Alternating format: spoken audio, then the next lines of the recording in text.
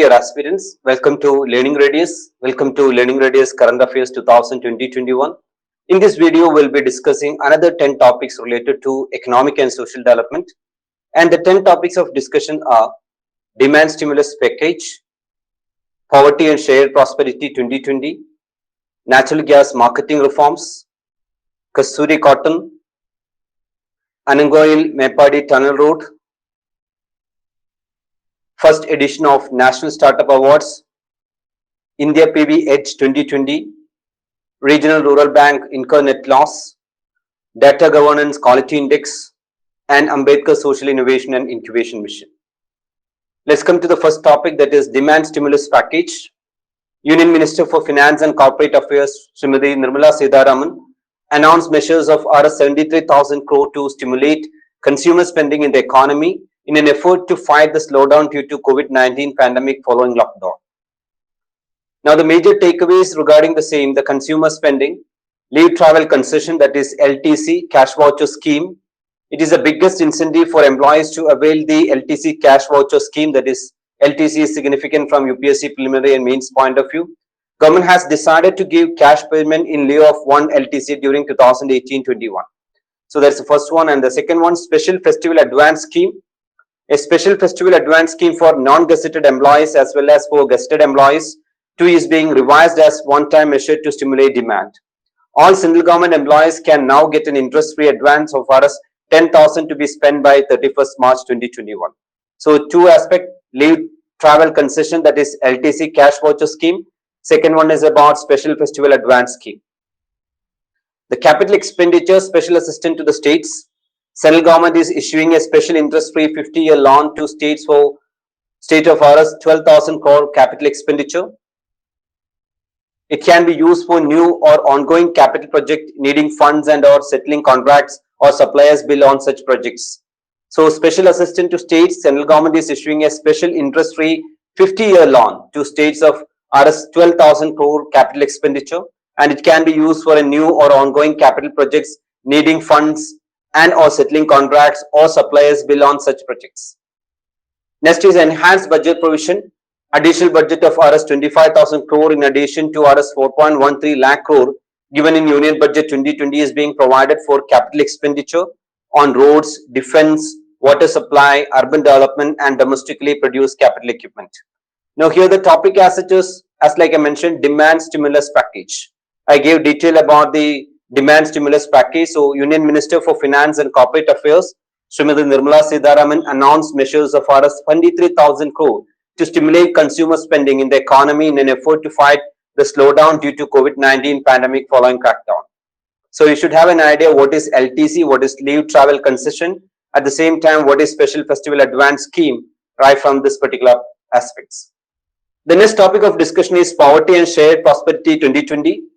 The Poverty and Shared Prosperity is a biennial report. It is released by World Bank.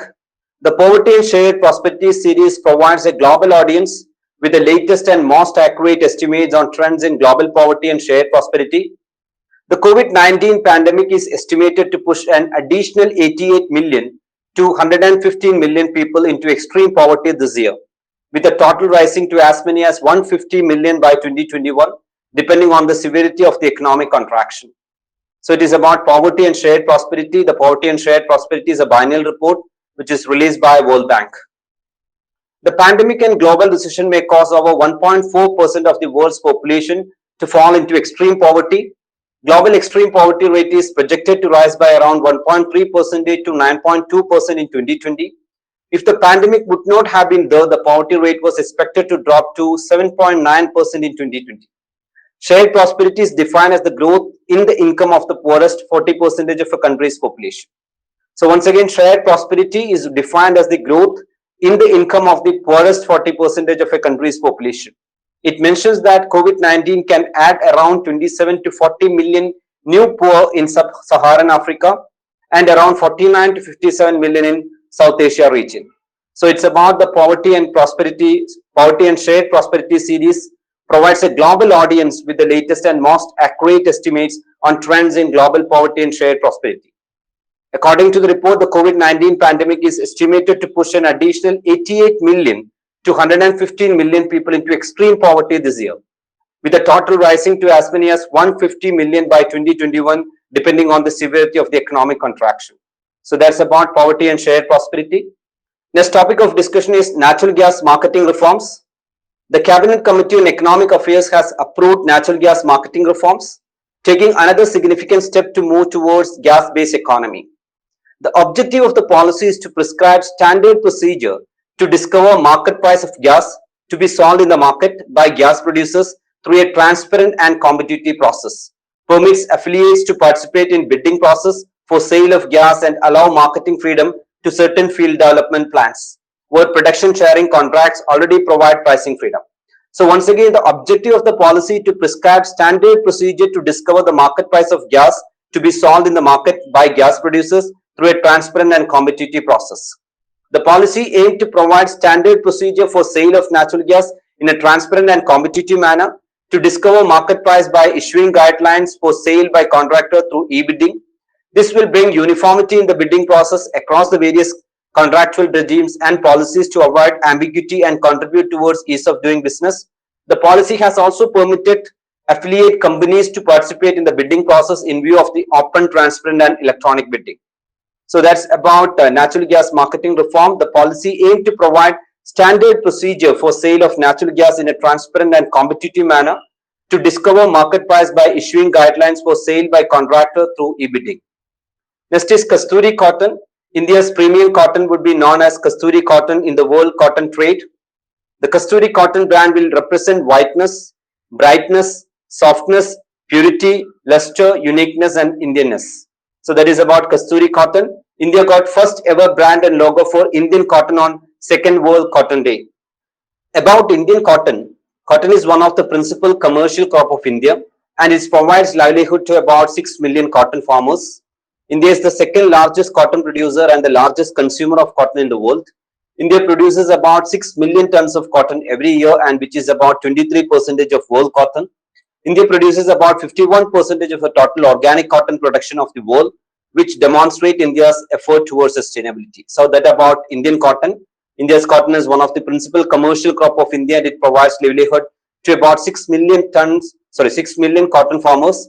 India is the second largest cotton producer and the largest consumer of cotton in the world. India produces about 6 million tons of cotton every year, which is about 23% of the world cotton. India produces about 51% of the total organic cotton production of the world, which demonstrate India's effort towards sustainability. So that is about Kasturi cotton. India's premium cotton would be known as Kasturi cotton in the world cotton trade. So that's the discussion. Next is Annagamboil-Meppadi Tunnel Road. It's an alternative route to bypass Hairpin Bends to Wayanad district in Kerala. It's a 7-kilometer tunnel being described as the third longest in the country. It is part of an 8-kilometer road cutting the Western Ghat. The plan is to complete the mega projects in 3 years.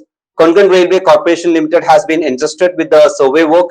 It connects Kozhikode and Wayanad district of Kerala. So that is about the 7-kilometer tunnel being described as the third longest in the country. That is over Annagamboil-Meppadi Tunnel Road. Next is first edition of National Startup Awards. The Department for Promotion of Industry and Internal Trade (DPIIT) has conceived the first ever National Startups and first ever National Startup Awards to recognize and reward outstanding startups and ecosystem enablers that are building innovative products or solutions and scalable enterprises with high potential of employment generation or wealth creation, demonstrating measurable social impact. The measure of success is not only the financial gains for the investors but also the contribution to the social good. So once again, first edition of National Startup Awards, the Department for Promotion of Industry and Internal Trade has conceived the first ever National Startup Award to recognize and reward outstanding startups and ecosystem enablers that are building innovative products or solution and scalable enterprises with high potential of employment generation or wealth creation, demonstrating measurable social impact. The first edition of the award invited applications across 12 sectors, which were further subclassified into a total 35 categories. 6 parameters were evaluated: innovation, scalability, economic impact, social impact, environment impact, and inclusiveness and diversity. And here these 12 sectors are agriculture, education, enterprise technology, energy, finance, food, health, industry 4.0, space, security, tourism, and urban service. So once again, first edition of National Startup Award, the Department for Promotion of Industry and Internal Trade has conceived the first ever National Startup Award to recognize and reward outstanding startups and ecosystem enablers that are building innovative products or solutions and scalable enterprises with high potential of employment generation or wealth creation, demonstrating measurable social impact. Apart from this, startups are to be selected from those which create impact in rural areas, are women-led and founded in academic campuses. So apart from these 12 sectors, startups are to be selected from those which create impact in rural areas, are women-led and founded in academic campuses. The winning startups will get cash prize of 5 lakh each, along with the opportunity to present their solution to relevant public authorities and corporates for potential pilot projects and work orders. As key building blocks of robust startups ecosystem, one exceptional incubator and one accelerator each will get a cash prize of Rs 15 lakh. Next topic of discussion is India PV Edge 2020. Niti Aayog, Ministry of New and Renewable Energy and Invest India together organized a global symposium, India PV Edge 2020. It was one of its kind platform for global cutting edge technology providers, equipment makers and PV champions to present their technologies to the Indian stakeholders who are drawing up their PV manufacturing plans and collaborate, thus boosting the Make in India campaign. So India PV Edge 2020, Niti Aayog, Ministry of New and Renewable Energy and Invest India together organized a global symposium, India PV Edge 2020. So what is it? It was a one of its kind platform for global cutting edge technology providers, equipment makers and PV champions to present their technologies to the Indian stakeholders who are drawing up their PV manufacturing plans and collaborate this boosting the Making India campaign. India has promised on sidelines of COP21 that by 2030, 40% of the country's energy capacity will be from non-fossil fuel sources. India is already at 38.5% and by 2030, 60% of our energy capacity is expected to be from non-fossil fuel sources. The symposium delivered a message to the global and Indian solar industry and investors that India aspires to be a cutting-edge solar manufacturing hub, which is a top priority for the Indian government. It was stated that India is committed to fulfill vision to electrify our economy and to green our electricity. It has also discussed on PV technology improvement and its impact on general market expectations. It will be the key anchor towards reducing the solar deployment cost. So that is about the India PV Edge 2020. So once again, Niti Aayog, Ministry of New and Renewable Energy and Invest India together organized global symposium, India PV Edge 2020.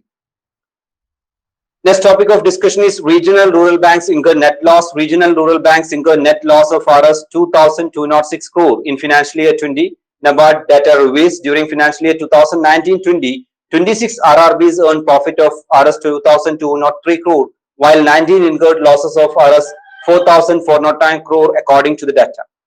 The data of RRBs, that is data of regional rural banks recently published by the National Bank for Agriculture and Rural Development, is based on the data uploaded by the RRBs in the Ensure portal. Gross non-performing assets as a percentage of gross loan outstanding of RRB marginally declined to 10% or 10.4% as on March 31, 2020 from 10.8% as on 31st March 2019, the data showed. Total business of RRB stood at Rs 7.77 lakh crore as on 31st March 2020. So here the basic news is regional rural banks incur net loss of 2,206 crore in financial year 2020 according to the NABARD data. So try to have more clarity regarding what is regional rural bank and at the same time what is objectives of NABARD and basic fundamentals related to NABARD. Next is Data Governance Quality Index. Department of Fertilizers under the Ministry of Chemicals and Fertilizers has been ranked second among the 16 economic ministries department and third out of the 65 ministries department with a score of 4.11 on a scale of 5 on Data Governance Quality Index. So Data Governance Quality Index, Department of Fertilizers under the Ministry of Chemicals and Fertilizers has been ranked second among the 16 economic ministries or departments and third out of the 65 ministries or departments with a score of 4.11 on a scale of 5 on Data Governance Quality Index. So once again, it is about the Department of Fertilizers under the Ministry of Chemicals and Fertilizers, which ranks second and at the same time third. So we should have more clarity regarding the Department of Fertilizers under the Ministry of Chemicals and Fertilizers. It is survey conducted by the Development Monitoring and Evaluation Office, Niti Aayog, to assess the different ministries or departments' performance on the implementation of central sector schemes and centrally sponsored schemes. It is a self-assessment based review of data preparedness levels across ministries or departments to produce DGQI scorecard. Accordingly, a survey was initiated with the objective of assessing data preparedness of ministries or departments on a standardized framework to drive healthy competition among them and promote cooperative peer learning from best practices.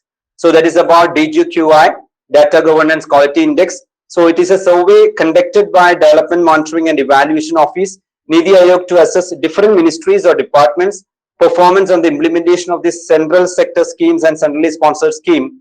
In that particular evaluation, Department of Fertilizers under the Ministry of Chemical and Fertilizers has been ranked second among the 16 economic ministries or department, third out of 65 ministries or department with a score of 4.11 on a scale of 5 on Data Governance Quality Index. In this survey, an outline questionnaire was prepared under 6 major themes of DGQI: data generation, data quality use of technology, data analysis, use and dissemination, data security, HR capacity, and case studies. So in this survey, an online questionnaire was prepared under 6 major themes of DGQI and 6 major themes of DGQI. Once again, data generation, data quality use of technology, data analysis, use and dissemination, data security, HR capacity, and case studies. Weightages were assigned to the themes and sub-weightages to each question within every theme to arrive at final DGQI score ranging between 0 to 5 for every scheme. The last topic of discussion is Ambedkar Social Innovation and Incubation Mission. Union Minister for Social Justice and Empowerment, he launched the Ambedkar Social Innovation and Incubation Mission, ASIIM, under Venture Capital Fund for SCs through video conferencing here today with a view to promote innovation and enterprise among SC students studying in higher education institution. Venture Capital Fund for SC in 2014-15 with a view to develop entrepreneurship among the SC or Divyang youth and to enable them to become job givers. So that is about Ambedkar Social Innovation Incubation Mission. The objective of this fund is to provide concessional finance to the entities of the SC entrepreneurs. Under this fund, 117 companies promoted by SC entrepreneurs have been sanctioned financial assistance to set up business ventures. Under named Ambedkar Social Innovation Incubation Mission, ASIIM initiative, 1,000 SC youth would be identified in the next 4 years with startup ideas through the technology business incubators in various higher education institutions. They will be funded at Rs 30 lakh in 3 years as equity funding so that they can translate their startup ideas into commercial ventures. Successful ventures would further qualify for venture funding of up to Rs 5 crore from Venture Capital Fund for SCs. So here it is about the objective. The objective of this fund is to provide concessional finance to the entities of the SC entrepreneurs, and the topic is Ambedkar Social Innovation and Incubation Mission.